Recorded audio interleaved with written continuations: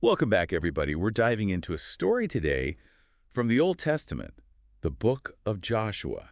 Joshua chapter 9 specifically. It's a story about deception, intrigue, and those lessons that just echo through time. Right. Still relevant today.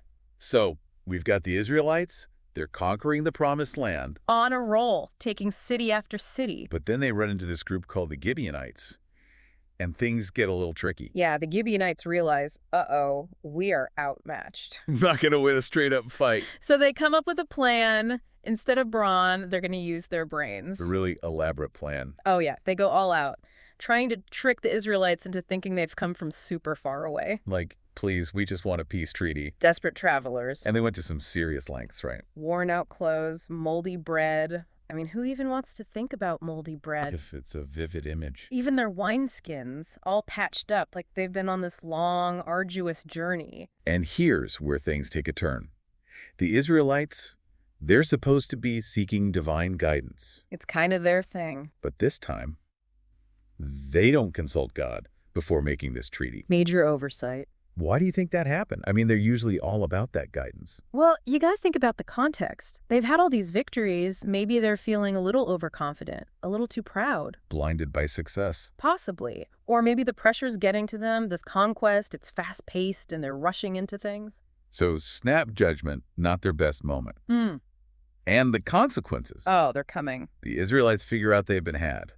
Totally duped. They're furious, understandably. But they're also bound by that oath they swore. So now what? Talk about a dilemma. They made a promise, and now they're trapped by it. No escaping the consequences of that hasty decision. And it's not like a little oopsie. Hmm. This has some major implications. Right. They can't just break their word, so they end up making the Gibeonites their servants, not exactly the conquest they were aiming for. So much for wiping them out. Instead, they're stuck with them. A consequence they hadn't foreseen. It definitely makes you think twice about making decisions on the fly. It really highlights the importance of taking your time, seeking wisdom, getting different perspectives before you jump into anything big, especially when the stakes are high. It really makes you think. I mean, in today's world, with all the scams and fake news, Oh, it's everywhere. how do we even know what to believe anymore? How do we get better at that discernment thing? Well, I think a healthy dose of skepticism is a good place to start. We can't just accept everything we see or hear at face value, right? Right. It's about questioning motives, like, okay, who's saying this and why, and looking for evidence, not just taking things on blind faith. Yeah, like being a detective almost. Mhm. Looking for those clues, those inconsistencies. Exactly. And this is important. We have to be aware of our own biases, too. Oh, for sure. Yeah, It's easy to get caught up in your own little bubble. absolutely. Our assumptions, our emotional reactions, those things can totally cloud our judgment. It's so easy to just jump to conclusions, especially when you don't have all the information. That's why it's so important to get different perspectives. Right. Like in the story, the Israelites should have consulted God. It's a reminder to seek wise counsel, you know. Don't just go with your gut. Talk to people you trust, mentors, advisors, or even just take some quiet time to reflect. Those different viewpoints can help you see the bigger picture. Like they say, two heads are better than one. Always. And, you know, the Gibeonite story brings up another interesting point, integrity.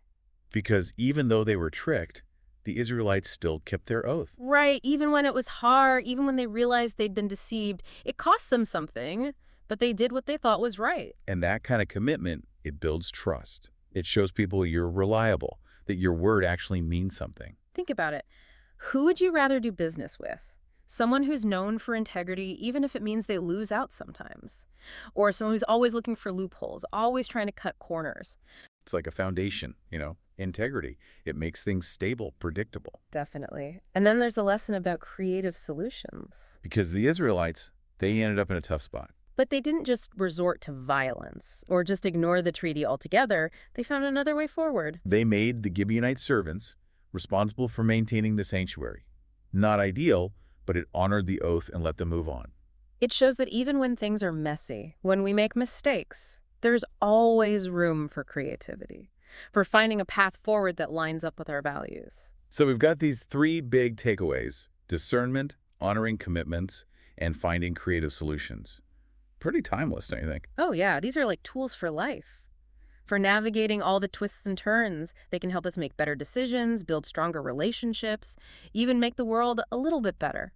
Okay, so these principles sound great in theory, but how do we actually put them into practice? Right, they can't just be nice ideas. Like, let's say you're scrolling through social media and you see this crazy headline. You know, the kind like, aliens landed in my backyard. Yeah. Too good to be true. Right? Exactly. So that's where the Gibeonites come in. They remind us to take a breath, don't just react, Don't hit that share button just yet. question everything. Who's saying this? What's their agenda? Is there any real evidence? Be your own fact checker. And it's not just about social media. Think about making big decisions.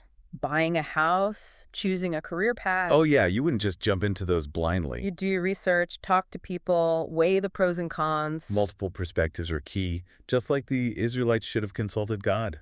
Right.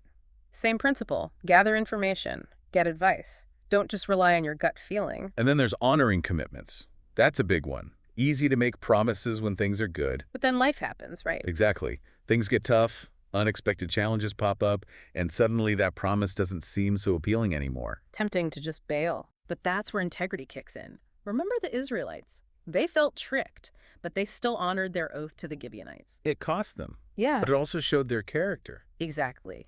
Integrity builds trust. It shows people you're reliable, that you keep your word no matter what. And that's valuable in any relationship, business, personal, you name it. Absolutely.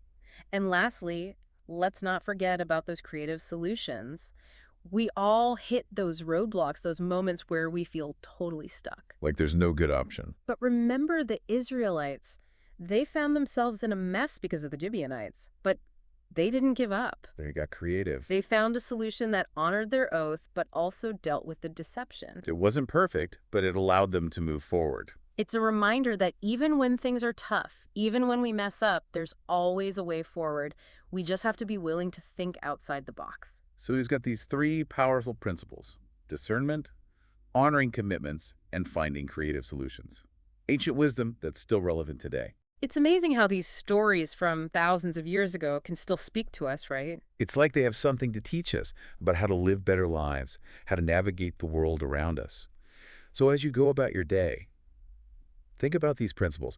Where can you apply more discernment? How can you strengthen your commitment to keeping your word? And what opportunities are there for you to get creative and find those win-win solutions? It's all about taking those ancient lessons and making them real in our modern lives. Thanks for joining us on this deep dive into the book of Joshua. We'll see you next time for more fascinating stories and timeless wisdom.